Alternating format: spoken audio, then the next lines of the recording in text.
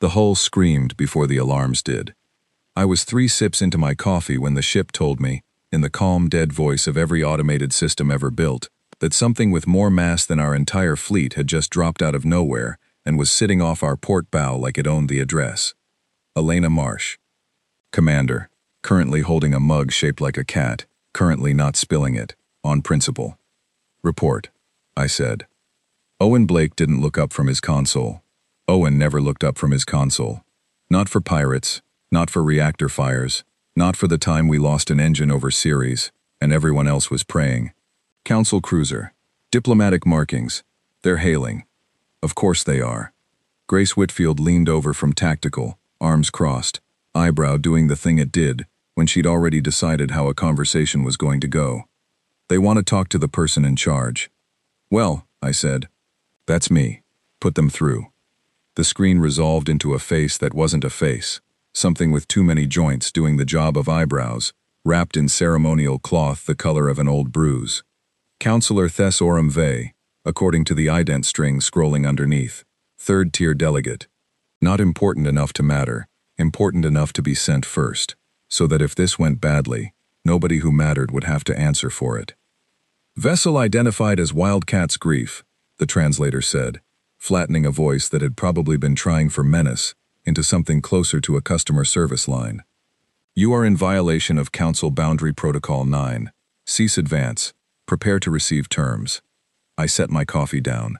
I did not stand up. Standing up would have implied this required my full attention. Terms for what? I said. Your species has been classified pre-sentient, tier provisional.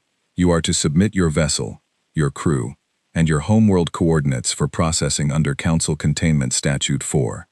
Behind me, I heard Daniel Cole choke on something. Might have been a laugh. Might have been his gum. Pre-sentient, I repeated. Correct. You're aware we built the ship you're currently hailing. Irrelevant. Tool use has been observed in several pre-sentient classifications. I looked at Grace. Grace looked at me. Something passed between us that didn't need words.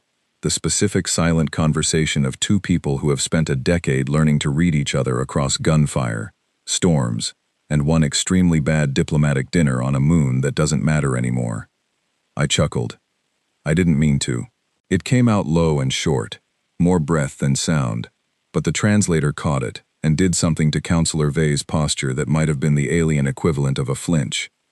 You find your situation amusing, Vey said. A little, I said. Yeah.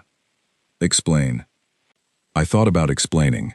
I thought about the 11 minutes it would take to walk this creature through 200 years of history, through ice ages and world wars, and a species that kept getting told, by everything from viruses to volcanoes to its own worst instincts, that it was done, that this was the end. Sit down, stay down. I thought about my father, who never talked about his war, who had exactly 1 photograph on his desk and never explained who was missing from it. I didn't say any of that. You'll see, I said, and cut the feed. The bridge went quiet in that particular way it goes quiet when everyone is waiting to see whether the commander is about to do something spectacular or something stupid, and hasn't decided yet which one this is. Well, Owen said, finally looking up. That went about how the simulations said it would. Simulations said they'd send someone junior first, Grace said. Didn't say they'd call us a tool-using animal. Technically accurate, Daniel offered. He was grinning. Daniel always grinned before things got bad, a nervous habit he'd never quite trained out of himself, the kind of thing that made new recruits nervous and old crew fond. Sophie Lang, our navigator, hadn't said a word through any of it. She was watching the sensor feed, the way the Council cruiser sat there, patient, certain, the largest thing any of them had ever pointed a weapon at without flinching. They don't know, she said quietly. Know what? I said. What we are. I looked at the feed too, at the cruiser, gleaming and enormous and utterly, completely wrong about everything. No, I agreed. They really don't. I want to tell you this was the moment I felt afraid. It would make a better story if I did. But fear is a specific weight, and I've carried it before, and this wasn't it. This was something older. Something my grandmother used to get in her voice when she talked about waiting rooms and phone calls in the middle of the night. a readiness that had nothing to do with hope. The comm chimed again. Not a hail this time. A formal transmission, stamped with seals I didn't recognize and one I did, because we'd been briefed on it back on Earth, back when this was still theoretical, back when the Council was a rumor 3 systems over, instead of a warship parked outside our window. The ultimatum, capital letters, in the file name, like they'd workshopped it. I opened it. I read it once, silently, my crew watching my face for a reaction I wasn't going to give them yet. Full capitulation. Surrender of vessel and crew. Disclosure of homeworld location. Compliance within 1 rotation, or Boundary Protocol 9, authorizes escalation to tier response, which the footnotes, when I checked them, defined in language that meant exactly what I thought it meant. They wanted our planet's address so they could file it, like a form, like we were a line item. Commander, Owen said. Orders? I thought about my coffee, still warm, sitting untouched by my hand. I thought about the last 200 years, about every single time something bigger, older, meaner, and more certain of itself had stood over humanity and told it the story was over. I picked the mug back up. I took a sip. Tell them, I said, that we got the message. And that we're thinking about it. Grace made a sound that was almost a laugh and mostly relief, the kind that comes out sideways when you've been holding your breath without noticing. That's it? We're thinking about it? For now, I said. Plot a course toward Council space. Full compliance profile. Let them think we're coming to negotiate. Are we? I looked at the ultimatum again. At the line about coordinates. At the word provisional. Like humanity was a rough draft someone hadn't gotten around to finishing. No, I said. We're going to introduce ourselves properly. Sophie's hands moved over the nav console, quiet and sure, the same hands that had threaded us through a debris field during the Chen station collapse without losing a single soul, the same hands that hadn't shaken once in 6 years of service, even when everything else on the ship had. Course laid in, she said. 11 hours to the boundary. 11 hours. Long enough for the crew to eat, to sleep in shifts, to do the small human things that keep a person tethered to the version of themselves that isn't currently staring down a species that thinks it's God's rough draft committee. I stayed on the bridge longer than I needed to. I watched the cruiser fall away behind us on the aft display, small and smug and so sure of its own math. Daniel wandered up beside me somewhere around hour 3, 2 cups of something that was trying very hard to be coffee in his hands. He offered me one. I took it out of politeness. It tasted like a rumor of coffee, told secondhand by someone who'd never had the real thing. You really think they don't know, he said, what we survived to get here? I think, I said, that a species who's never lost anything doesn't know how to read a species that's lost everything and kept walking anyway. He was quiet a second. Then, because Daniel could never leave quiet alone for long, my grandmother used to say something like that, about the crossing, the bad years. I didn't ask which bad years. There'd been enough of them, spread across enough families, that the specifics didn't matter as much as the shape of the thing. Everyone's family had a version. Mine did too. 1 photograph, 1 empty chair at dinner every year on a date nobody said out loud. They filed us as pre-sentient, I said, mostly to the window, mostly to myself. Tool use observed. Should we correct them? No, I said. Let them find out the long way. Below us, ahead of us, somewhere past the dark, an entire council was drafting seating arrangements for a surrender that was never going to happen, confident in a math that had never once accounted for a species that got back up. I finished the fake coffee. I didn't chuckle again. Once was for them. The second time, I decided, watching the stars slide past like they had no idea what was coming either, I'd save for when it actually mattered. The boundary didn't look like anything. That was the first thing that struck me as strange. 11 hours of silent running, 11 hours of Sophie's hands steady on the nav console, 11 hours of the crew rotating through sleep in shifts too short to count as rest, and the great and terrible edge of council space turned out to be an empty patch of stars indistinguishable from every other patch of stars we'd crossed to get here. No wall, no shimmer, no cosmic velvet rope. Just a buoy, small and old and covered in symbols, broadcasting the same warning on a loop that had probably been running since before my grandmother was born. Kind of a letdown, Daniel said, studying it on the forward display. Don't let it hear you say that, Grace said. It'll take it personally. We crossed it at 0400 ship time, which meant nothing out here except that it was the hour I'd chosen, because I liked the idea of humanity's first real step into governed space, happening at an hour when most of Earth was asleep, unaware, undisturbed. Let them wake up to it finished. Let them not have to hold their breath through the part where it could still go wrong. The sensors lit up 11 minutes later. Not one ship, not two. A wall of them, arranged in the specific geometric patience of a species that had never needed to hurry, because nothing had ever made them. Owen read off the count in a voice that stayed admirably level. 41 signatures. Escort class, cruiser class, and one that's throwing off enough mass readings that I think it's a mobile shipyard. They brought a factory, Grace said, to meet us. They brought a factory, I agreed, because somewhere in their files, we're listed next to species who needed to be built cages on the spot. I want to be honest about what that felt like. It felt like standing at the top of a very tall building and understanding, all at once, the specific relationship between your body and the ground. Not fear exactly. Recognition. The oldest part of a person, the part that used to watch the tree line for something with teeth, waking up and doing its job. Sophie's hands didn't move from the console. They hadn't shaken in 6 years. They didn't start now. Orders, Owen said. I looked at the wall of ships. I looked at the reading on the mobile shipyard. The mass, the scale, the sheer confident size of a civilization that had never once had to claw its way back from the edge of extinction, because nothing had ever pushed it there. Hold formation, I said. Full compliance profile. Weapons cold. Let them see we came the way they told us to. That's it? For now. The hail came fast this time. No delay. No ceremony. A different face resolved on the screen. Older markings. Better cloth. Someone who mattered. Counselor Paradol Ash, first tier. The kind of delegate who only showed up in person when the outcome had already been decided somewhere above her, and her job was just to read the verdict out loud, in a voice that made it sound like mercy. Vessel Wildcat's grief, she said. You have entered governed space in defiance of Boundary Protocol 9. Your response to the ultimatum was recorded as insufficient. Explain your continued advance. We're here to talk, I said. Capitulation terms were not conditional on discussion. They weren't conditional on us agreeing with them either, I said. Funny how that works out.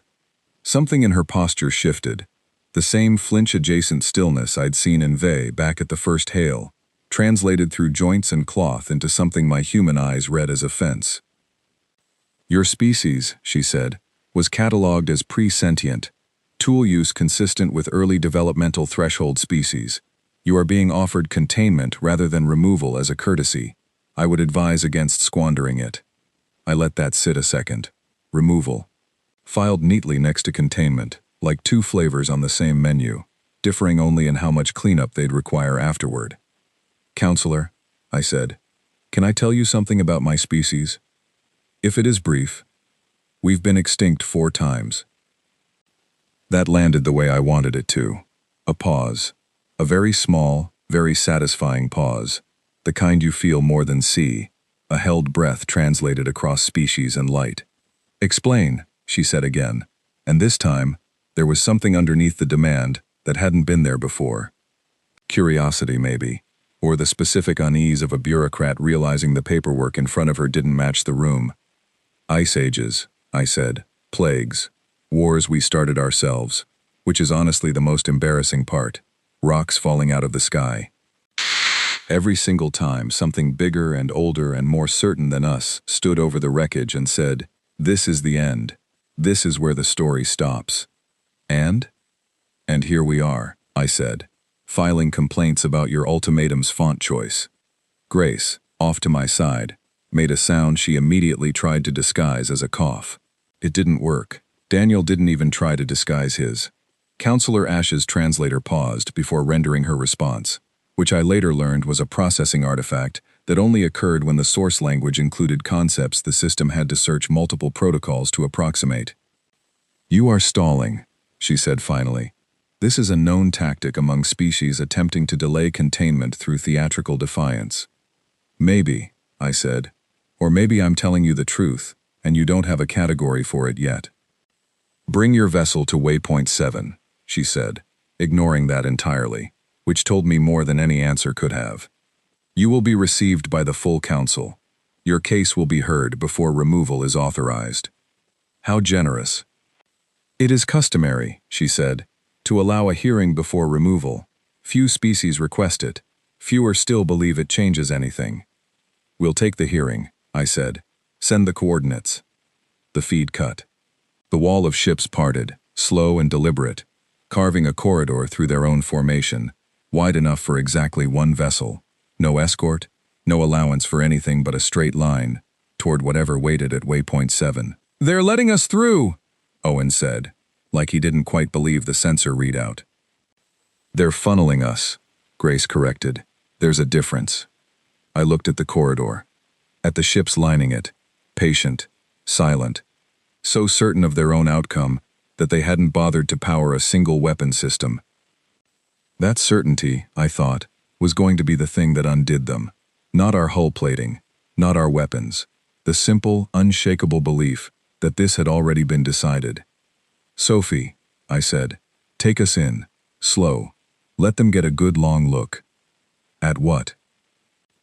I thought about the answer for a second, about how to say it in a way that didn't sound like bravado, because it wasn't bravado. It was just the plain shape of the thing. At a species that's walked into worse rooms than this one, I said, and walked back out. She eased us forward into the corridor. The mobile shipyard loomed to starboard, vast and patient, and I made myself look directly at it instead of away, because I'd learned a long time ago that the thing you flinch from is the thing that owns you, and I wasn't about to hand this fleet that particular currency. Daniel came to stand beside me again, quieter this time. No fake coffee, no easy grin. You okay? He asked, low enough that it stayed between us. I thought about my father's photograph, about the empty chair, about a war he never once explained, not to me, not to anyone, carrying it the way you carry something too heavy to set down and too important to leave behind. I keep thinking about my dad, I said. Daniel didn't ask which war. He'd been in the service long enough to know some doors you don't push on. He'd have liked this, Daniel said instead. The chuckle, the coffee, all of it. He'd have told me I was showing off. Were you? I watched the corridor of ships slide past the viewport, 41 vessels worth of a civilization that had never learned what it meant to lose, closing in slow and silent around one human ship that had learned nothing else. A little, I admitted, but only because it's true. We crossed the last stretch of the corridor in a silence that had stopped being tense somewhere around the halfway mark and turned into something closer to focus, the specific quiet of a crew that has stopped waiting for the other shoe and started planning for what happens after it drops. Waypoint 7 came into view 40 minutes later. It wasn't a station in the way I understood the word.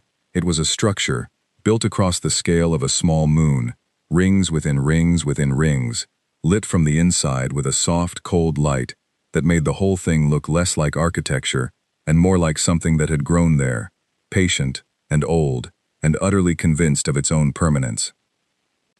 That, Owen said quietly, is a lot of counsel for one hearing. They brought everyone, Grace said.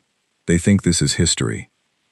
I looked at the rings, at the light, at the enormity of a civilization that had built something like this without ever once needing to fight for the right to keep building it. It is history, I said, just not the version they're expecting. Sophie guided us into the docking approach the station's traffic control fed us, a long, slow spiral through rings of ships that dwarfed ours the way a whale dwarfs the boat that hunts it, except we weren't here to be hunted. And somewhere under my ribs, in the place where the old animal part of me still kept watch for teeth in the tree line, I felt that fact settle in and hold. Commander, Owen said, as the docking clamps engaged with a shudder that ran the length of the hull. They're requesting your presence. In person. Alone. Of course they are. You're not actually going alone, Grace said. It wasn't a question. I thought about it for exactly as long as it took to be polite about thinking. No, I said. I'm taking all of you. Let them see the whole crew. Let them count us. Let them realize 5 is apparently all it took. Daniel grinned. The real one this time. The one that showed up when he'd stopped being afraid and started being interested in what came next. 5 in a ship they can't classify, he said. 5, I agreed. And a ship they can't classify. I stood. I set my mug down for good this time. Empty, cold, done with its part in this. Somewhere on the other side of that airlock waited a room full of beings who had never lost, about to meet a species that had never stopped, and I found, standing there with my crew gathering around me in the low hum of the ready room, that the fear from 11 hours ago had gone somewhere quiet and useful, replaced by something with a much older name, readiness. Let's go meet the neighbors, I said, and the airlock cycled open. The council chamber was built for awe. I understood that the moment we stepped through the final archway, the 5 of us in a loose line, boots echoing on a floor that seemed to swallow sound everywhere, except directly beneath our feet. The room rose in tiers, hundreds of delegates arranged by rank and species, a museum of faces that had never once needed to look up at anything. Now they were all looking down at us. Big room, Daniel muttered, for such a small conversation. Behave, Grace said, without any real conviction behind it. At the center of the chamber stood a raised dais, empty except for a single podium, carved from something that caught the light like glass, but moved like water, when the delegate standing behind it shifted her weight. Counselor Ash, first tier, promoted apparently to voice of the proceedings, which I gathered from the ceremonial collar she now wore, heavier and more ornate than before. Vessel Wildcat's grief, she announced, and her voice, translated and amplified, filled the chamber without her needing to raise it. Representing the species designated human, Sol System, pre-sentient tier provisional, you stand before the full council to answer for violation of Boundary Protocol 9 and continued refusal of lawful capitulation terms. I stepped forward. Just me, for this part. My crew held the line behind me, close enough to matter, far enough to let the room understand who was speaking. Commander Elena Marsh, I said, Earth Defense Fleet, we're not here to answer for anything. We're here because you asked us to explain ourselves, and I figured that was worth doing in person. A murmur went through the tiers, translated 100 different ways into 100 different species registers of surprise. You will address the council with appropriate deference, Ash said. I'm being pretty deferential, I said. I didn't bring weapons. I didn't bring an army. I brought 4 people, and a story, and I think you're going to want to hear it before you file whatever paperwork you've already got sitting open on removal. Somewhere in the tiers, a delegate I couldn't identify made a sound that the translator rendered as a burst of static, which I took to mean laughter, or something close enough to it that species didn't matter. Ash did not look amused. Proceed, she said, in the tone of someone granting a small mercy she already regretted. I looked up at the tiers, at faces built from shells and scales, and something that might have been living crystal, at a room full of species who had built empires without ever once being told no by the universe itself. 200 years ago, I said, give or take, we almost didn't make it out of our own atmosphere. I let that land. I watched the room, the specific stillness of an audience that had expected a plea and was getting something else instead. Not because of you, I went on. You didn't know we existed yet. We almost didn't make it because of us. We'd built enough weapons to end ourselves a dozen times over, and for about 40 years, every single morning, someone somewhere woke up and decided not to use them. Not because it was easy, because it was the only choice that left anyone standing to make the next one. This is history, Ash said, not testimony. It's both, I said. Stay with me. I kept going. I told them about the plagues, the ones that had rewritten entire regions of the planet, the graves dug faster than they could be counted, and how humanity had kept building anyway, kept teaching its children to read in the middle of it, kept insisting on a future it had no actual evidence would arrive.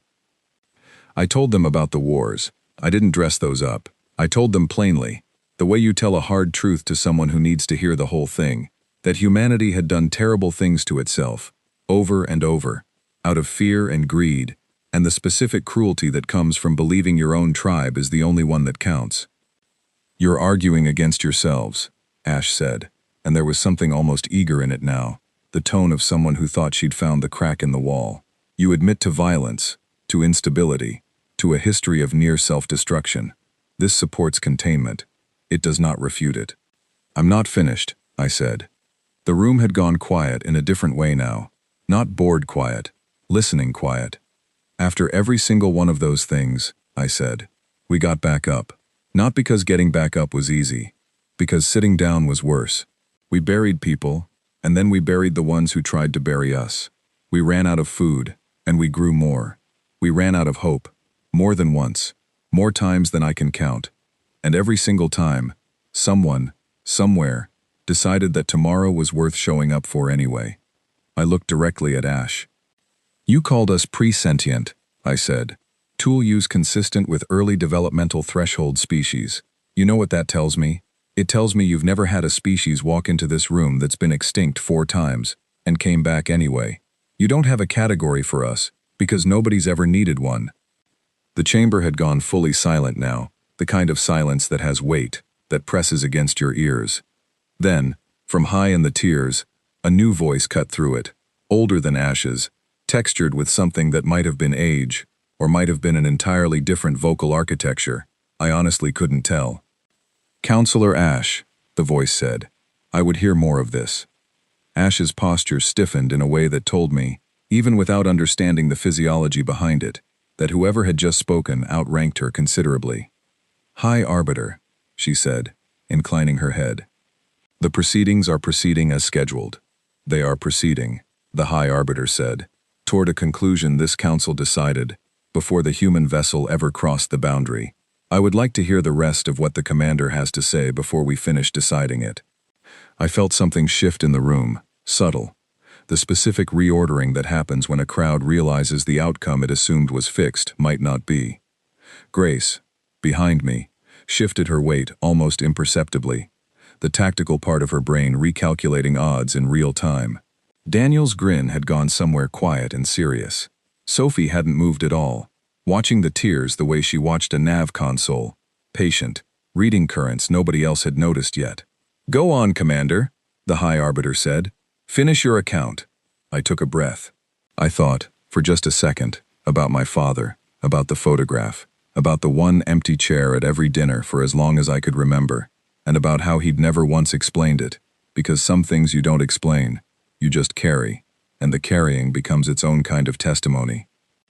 We're not a species that wins because we're strong, I said. We win because we don't know how to stop. You can throw ice ages at us, plagues, our own worst instincts, rocks out of the sky, and every single time, the answer's been the same. We get up. We rebuild. We keep the lights on for the next generation, even when we're not sure there's going to be one. I looked around the chamber, at the hundreds of faces, none of which had ever needed to learn that particular lesson. You sent a warship to demand our surrender, I said. You filed us as a rough draft. I'm telling you respectfully that we're not surrendering.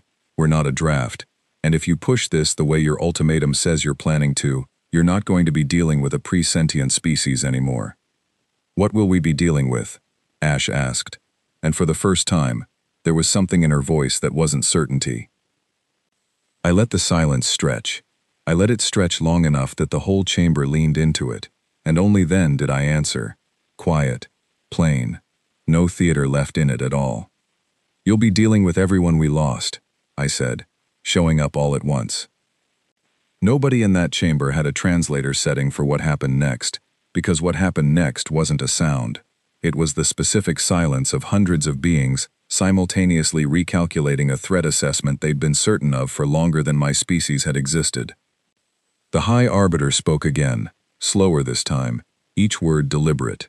Commander Marsh, it said, the Council will recess to consider what has been presented.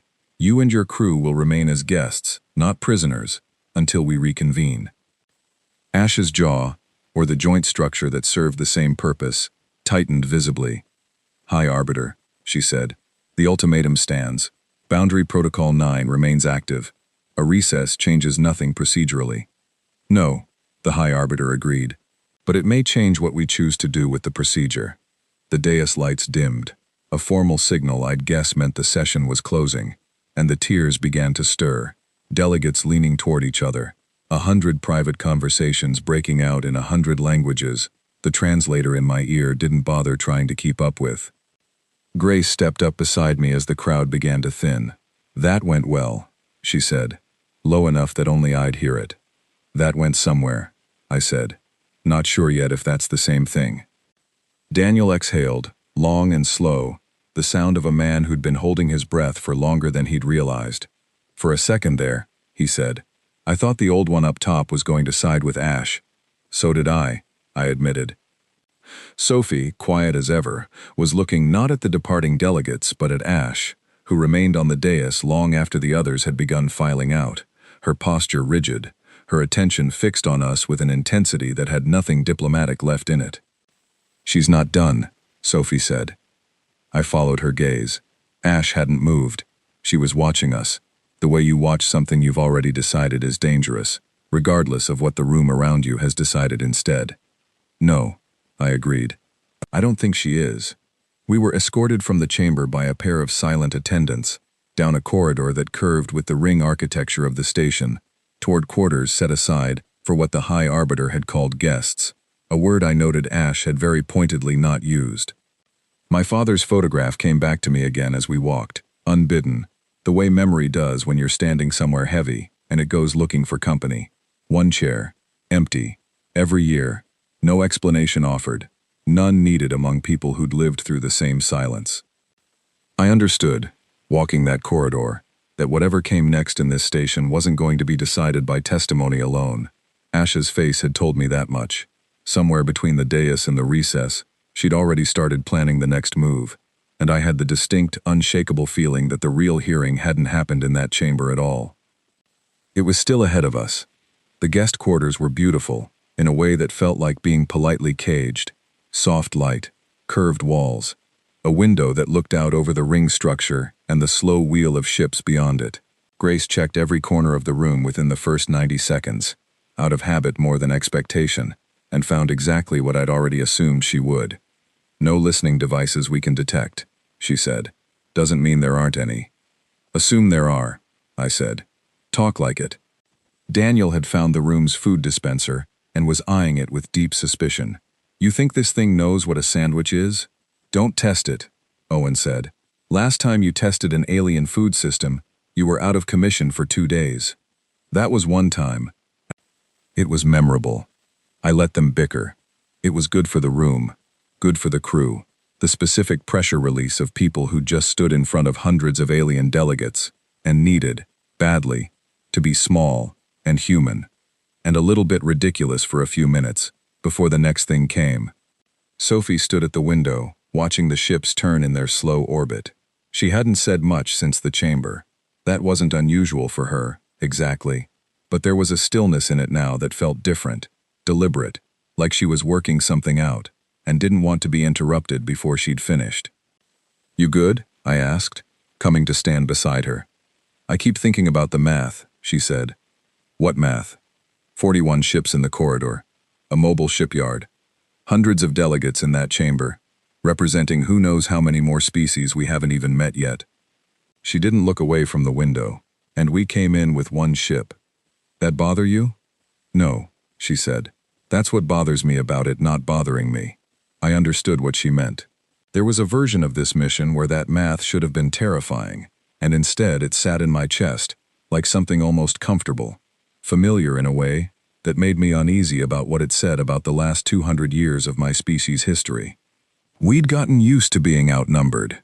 We'd gotten used to it being the natural condition of things, ice ages and plagues and empires that all seemed larger than us until, somehow, they weren't anymore.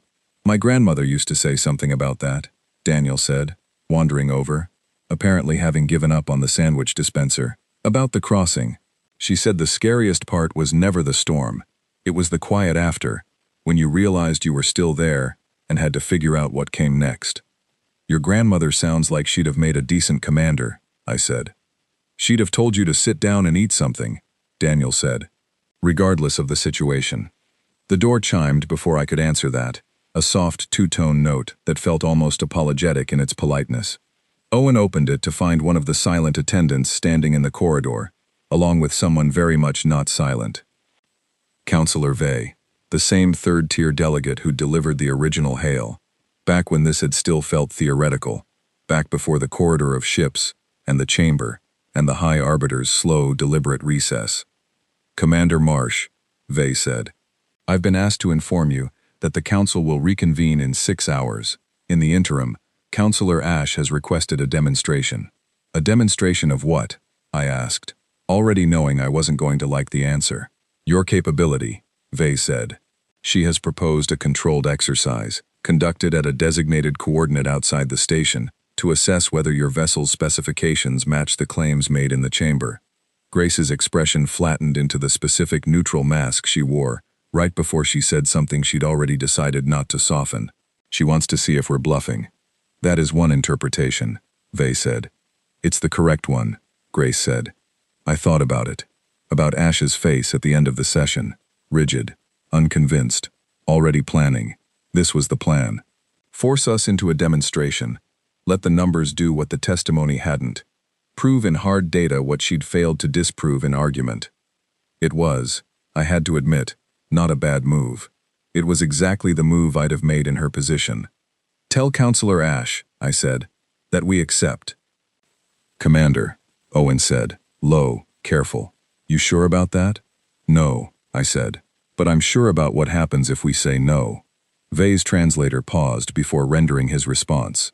The same processing hesitation I'd noticed in Ash back in the chamber.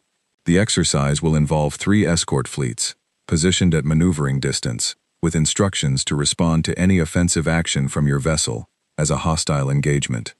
3 fleets, Daniel repeated, to watch 1 ship. "Councillor Ash believes in thoroughness," Vey said, and something in the way he said it made me think even he didn't fully agree with the scale of the plan. "Fine," I said. "Send the coordinates. We'll be there." Vey inclined his head, the ceremonial gesture I'd started to recognize as something like a bow, and left without further comment. The door sealed behind him with the same soft 2-tone chime, and the room went quiet in the specific way rooms go quiet after a threat has been dressed up as an invitation. 3 fleets, Grace said again, once the door was fully closed. "That's not a demonstration. That's a firing squad with paperwork." "Maybe," I said. "You have a plan." It wasn't a question, not really. Grace had served with me long enough to know the difference between me being reckless and me being deliberate, and she was waiting to find out which one this was. "I have an idea," I said. "Sit down. Let me walk you through it." We spent the next 4 hours doing what my crew did best when the odds stopped making sense on paper. We made a plan out of the specific, unglamorous work of knowing exactly what our ship could do and exactly how much of it we didn't need to show. Owen ran the numbers on our weapons envelope, quiet and precise, the same focus he brought to every crisis, the console light throwing pale shadows across a face that hadn't changed expression once since the door had closed. Grace mapped the escort fleet's likely formation based on what we'd seen in the corridor. 3 groups arranged to box us in from every angle that mattered. Sophie plotted 6 different flight paths through the exercise zone, discarding 4 of them for reasons she explained in terms only Owen fully followed, keeping 2, refining them until they were less like escape routes and more like statements. Daniel, for his part, kept everyone fed, and kept the mood from tipping over into the kind of silence that eats a room from the inside. It was its own kind of skill, one I'd stopped underestimating a long time ago. "Here's what I want," I said, once the plan had taken its final shape. "As she wants proof we're not bluffing. Fine. We give her proof. But we don't give her a fight. We give her restraint." "Restraint," Grace repeated. 3 fleets, I said, positioned to box us in, ready to treat any offensive move as hostile, so we don't make an offensive move. We show them exactly what we could do, and then we very deliberately don't do it. Owen's eyes came up from his console for the first time in an hour. "You want to threaten them by not attacking." "I want to show them," I said, "that we already decided not to, that the restraint isn't hesitation. It's a choice we're making, in real time, in front of them, because we don't need to prove anything with violence. We already proved it in that chamber." Sophie, quiet through most of the planning, finally spoke. "It's the same thing you told the High Arbiter. Everyone we lost, showing up all at once. This is that. Except instead of showing them the storm, We show them we know how to hold it back. Yes, I said. Exactly that. The room sat with that for a moment, the specific weight of a plan settling into place, the kind of quiet that isn't uncertainty anymore, just readiness waiting for its hour. Grace was the one who finally broke it, standing, rolling her shoulders in the particular way she did before a mission she'd fully committed to. "All right," she said. "Let's go show them what we're not going to do to them." 6 hours later, we sat at the center of an exercise zone marked out in cold coordinates. 3 escort fleets arranged around us exactly the way Grace had predicted, weapons hot, waiting, patient in that same infuriating council way that had never once needed to hurry because nothing had ever made them. Ash's voice came through the comm, flat, formal, ready to record whatever came next as evidence for whichever conclusion she'd already reached. "Commander Marsh, you may begin the demonstration." I looked at my crew, at Owen, steady over the weapons console, at Grace, reading the fleet formations one last time, at Sophie, hands resting light on the nav controls, 2 flight paths loaded and waiting, at Daniel, quiet now, all the grin gone out of him, replaced by something more focused, more present. I thought about my father's photograph, about the empty chair, about every single dinner where nobody explained the silence, and everybody understood it anyway. "Begin the demonstration," I said, and Owen's hands moved. The weapons came online in a silence that had its own texture, a low hum through the deck plating that every one of us felt in the soles of our boots before we heard it in the air. "Locking targeting solutions," Owen said. "All 3 fleets, full firing envelope on every escort ship in range." "How many?" Grace asked. "All of them," Owen said. "Every ship in the zone, simultaneous." The bridge went very quiet. Not the tense quiet from the boundary crossing, something steadier. The quiet of people who had already made their decision and were simply watching it arrive. On the comm, I could hear the Council Fleet's channel chatter picking up, voices layered over each other in a dozen languages the translator struggled to keep pace with, the specific rising static of beings realizing, in real time, exactly how outmatched they were. "Commander," Ash's voice cut through, sharper now, some of the careful formality gone out of it. "Explain your targeting posture." "I'm demonstrating," I said, "like you asked. Stand down your weapons." "I will," I said. "In a second. I want you to see something first." I nodded to Owen. He held the lock a beat longer, long enough for every sensor operator across 3 fleets to fully register the scale of it, long enough for the number to land the way I needed it to land. Then, one at a time, deliberately, without hurry, he began releasing the locks.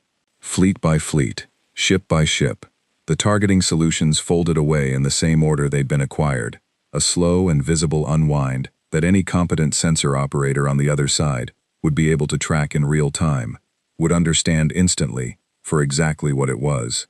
Not a system failure, not a bluff falling apart. A choice, made and unmade, in full view. "Weapons cold," Owen said, once the last lock released. "Full stand down." The comm channel had gone quiet in a way that told me everyone listening understood what they'd just watched. Ash's voice, when it came back, had lost something. Not authority exactly, certainty. "You held a firing solution on our entire exercise fleet," she said, "and released it without provocation." "There wasn't going to be provocation," I said. "We already decided that before we got here." "You could have." "I know what I could have done," I said. "That's the point. You wanted proof we weren't bluffing. That was it. Not the lock, the release." Silence stretched across the channel, long enough that I wondered if the translation systems had simply stopped trying to keep up with what was happening. "Explain," Ash said finally, and this time the word didn't carry the weight of a demand. It carried something closer to a request. I thought about how to say it plainly, the way I'd have said it to my own crew. No theater, no diplomacy, dressing it up into something it wasn't. "Any species that shows up armed and doesn't use it isn't weak," I said. "It's already decided. Violence wasn't necessary. That decision is the weapon, counselor. It's the only one that matters. Everything else is just hardware." Somewhere behind me, quiet, Sophie exhaled, long and slow, the sound of tension leaving a body that had been holding it since the corridor crossing hours ago. Daniel's hand found the edge of his console and gripped it, not from fear this time, but from the specific release that comes after a held breath finally lets go. Grace didn't say anything at all. She just looked at the fleet readouts, at 3 formations that had gone from ready to fire to visibly, collectively uncertain, and allowed herself, for just a moment, something that wasn't quite a smile, but stood close enough to it. The comm carried one more transmission before the channel closed. Not from Ash, but from the High Arbiter, whose voice I recognized now from the chamber. Older, textured, unmistakably its own. "Commander Marsh," it said, "the Council will reconvene in 1 hour, sooner than scheduled." "Understood," I said. "I would ask you one thing before then," the High Arbiter continued. "You held the lives of every crew member across 3 fleets in your hands, for the better part of a minute. What made you release it?" I looked at my crew. At the quiet, steady work of people who had just proven something enormous without firing a single shot, who had carried the weight of an entire species' history into a room that had never once needed to understand loss, and had walked back out of it without needing to make anyone else understand loss the hard way either. "Because we already know what it costs," I said. "We didn't need another lesson in it, and neither, I think, do you." The channel closed. The escort fleets, still holding formation around us, began, slowly, to power down their own weapons systems, one by one, in an order that felt less like protocol now, and more like something closer to respect. Owen finally let out the breath he'd apparently been holding since the lock released. "Well," he said, "that's one way to introduce ourselves properly." "You said we would," Daniel said, looking at me. "Back at the boundary, you said we'd introduce ourselves properly." "I did," I said. "Was this what you meant?"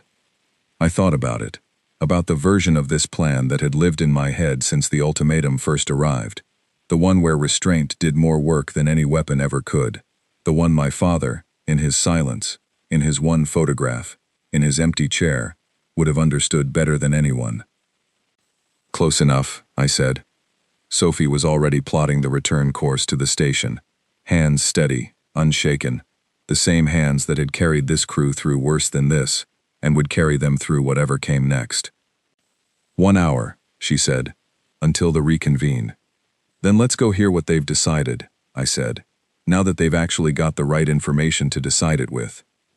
The ship came about, slow and unhurried, cutting back through a formation of ships that no longer felt quite so certain of the math they'd walked in with.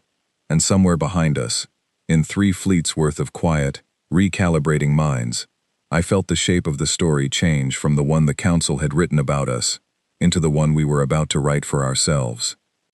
The chamber looked different the second time. Same rings of tears, same cold light, same museum of faces arranged by rank and species. But something in the air had shifted, a change I felt before I could name it, the specific quiet of a room that has stopped assuming it already knows how a story ends. We walked the same line as before, the 5 of us, boots echoing on a floor that swallowed sound everywhere except beneath our feet. This time, though, the delegates were watching differently. Fewer whispers, more stillness, the particular attention of an audience that has been surprised once and doesn't want to be caught flat again. Counselor Ash stood at the dais, and when I looked at her, I found something in her expression that hadn't been there before the demonstration. Not warmth, not yet, but something adjacent to it, the beginning of a recalculation still in progress. "Commander Marsh," the High Arbiter said, and this time the voice came not from somewhere high in the tiers, but from a seat near the dais itself, close enough now that I could see the being it belonged to, old and layered, wrapped in cloth, so dark it seemed to absorb the chamber's light rather than reflect it. "The Council has reviewed the exercise. We have also reviewed, more carefully this time, your testimony." "Appreciate that," I said. "Counselor Ash has a statement," the High Arbiter continued. "I would ask that you hear it in full before responding." I glanced at Grace. She gave the smallest nod, the tactical read that told me this wasn't a trap, or if it was, it wasn't one we could see coming regardless. Ash stepped forward to the edge of the dais. When she spoke, her voice had lost the flat certainty from our first meeting. replaced by something more careful, more deliberate, the voice of someone choosing words she knew would be recorded into the permanent record of however many species sat in that room. "When your vessel arrived," she said, "I classified your species presentient, because the data available to me matched the pattern of 100 other species at similar developmental thresholds. Tool use, fragmented governance, a history of internal conflict. I was not wrong about the data." "But," I said. "But I was wrong about what it meant," she said. "I have never, in my tenure on this council, seen a species hold a full firing solution across 3 fleets and release it without a single shot fired, without a single demand attached to the release. Every species we have cataloged who reached your technological threshold used that leverage. You did not." "We didn't need to," I said. "That was the point." "I understand that now," Ash said. "I did not understand it in the chamber. I apologize for the gap." I hadn't expected that. Not from her, not this directly, not in front of a room full of delegates who I imagined didn't often get to watch a first-tier counselor admit to being wrong. "Apology accepted," I said. "Now let's talk about what happens next." The High Arbiter rose, or did whatever the equivalent of rising was for a being built along lines my eyes kept sliding off of, unable to settle on a fixed shape. "The ultimatum is withdrawn," it said, and the words moved through the chamber like a physical thing, a ripple across the tiers. "Boundary Protocol 9, as applied to your species, is suspended pending full review. Your classification will be revised." "Revised to what?" I asked. "That," the High Arbiter said, "is where I would like to hear from you, Commander. You came to this chamber to answer for a violation. I do not believe, any longer, that you are the ones who need to answer for anything. I would like to hear your terms." The chamber went silent in a way I hadn't heard from it yet. Not the silence of an audience waiting to judge, but the silence of one waiting to be told something it hadn't prepared for. I stepped forward, past Ash's podium, close enough to the dais that I could see the fine detail in the High Arbiter's cloth, the specific weave of something ancient and careful. "We're not interested in containment," I said. "Not interested in removal. Not interested in being anybody's catalogued footnote." "Understood," the High Arbiter said. "We want a seat," I said. "Not a subordinate seat, a full one. Same standing as any species in this chamber. We don't want special treatment. We want the same treatment everyone else in this room already has." "That is a significant request," Ash said, though there was no longer any real resistance in how she said it. "It's a fair one," I said. "We crossed your boundary as equals, whether you'd classified us that way or not. I'm just asking you to put the paperwork in line with the reality." The High Arbiter was quiet for a long moment, the kind of pause that, in a being that old, probably represented a great deal of internal deliberation, compressed into something that looked, from the outside, like stillness. "There is precedent for provisional standing," it said finally. "There is very little precedent for a species requesting full standing on the same day it was scheduled for removal." "We're not most species," I said. "No," the High Arbiter agreed. "You are not." It turned, addressing the tiers rather than me now, its voice carrying the particular weight of a decision being spoken into permanent record. "Let it be entered," it said, "that the species designated human, Sol system, is granted full standing before this council, effective immediately. Let it further be entered that this council's threat assessment protocols regarding developmental thresholds will undergo full review, given the demonstrated inadequacy of our prior methodology." A murmur went through the chamber again, different this time. Not the murmur of surprise, but something closer to the sound of an old institution quietly rewriting its own assumptions in real time. Ash stepped down from the dais and crossed the floor toward me, closer than any delegate had come since we'd first entered the chamber. Up close, whatever passed for her eyes carried an expression I recognized, even across the gap between our species. "Respect, offered carefully, the way you offer something you're not yet sure the other person will accept." "Commander," she said, "for what it's worth, I am glad you did not need to prove your point the way I expected you to." "Me too," I said. "It would have been a much worse day for everybody." "I imagine so." She paused. "May I ask you something, off the formal record?" "Sure." "When you held that firing solution," she said, "for that minute, what were you actually thinking?" I thought about how to answer that honestly, standing there in a chamber that had, an hour ago, been prepared to end my species as a line item on a form, now quietly rewriting itself around the fact that it hadn't been able to. I thought about my father, about the one photograph on his desk, about the chair that stayed empty every year, about a war he never explained because some things don't need explaining, they just need carrying, and you carry them because the alternative is setting them down somewhere they might be forgotten. I was thinking about someone I never got to meet, I said. Someone my father lost, a long time before I was born, in a war he never talked about. I was thinking that I didn't want anyone else in that room to end up somebody's empty chair. Not yours, not mine, nobody's. Ash was quiet for a moment. Whatever the council species did, instead of nodding, she did it. That is, she said, a better answer than I expected. It's the only one I had. The formal session closed not long after, delegates filing out of the tiers in smaller, quieter groups than before, the specific hush of an institution, processing something it hadn't planned for. My crew gathered around me as the chamber emptied, the 5 of us standing near the center of a room that, an hour ago, had held our species' fate in the hands of beings who had never once needed to understand what it cost to lose. Full standing, Grace said, half to herself, like she was testing the shape of the words. Feels strange saying it. Feels earned, Daniel said. Owen was already running through the practical implications, the specific analytical focus that never quite left him even in moments like this. This changes everything back home. Trade routes. Diplomatic channels. We're not going to be treated as a threat contained at the boundary anymore. We're going to be treated as a species with a seat at the table, I said, which comes with its own weight. We asked for equal standing. That means equal responsibility too. Sophie, quiet through most of it, was looking back toward the dais, toward the space where the High Arbiter had stood, the space Ash had crossed to reach us. You know what the strange part is, she said. What? We didn't win this by being stronger than them, she said. We won it by proving we didn't need to be violent, even when we could have been. That's not a story about power. That's a story about restraint. That's the story humanity's been telling itself for 200 years, I said, whether anyone else was listening or not.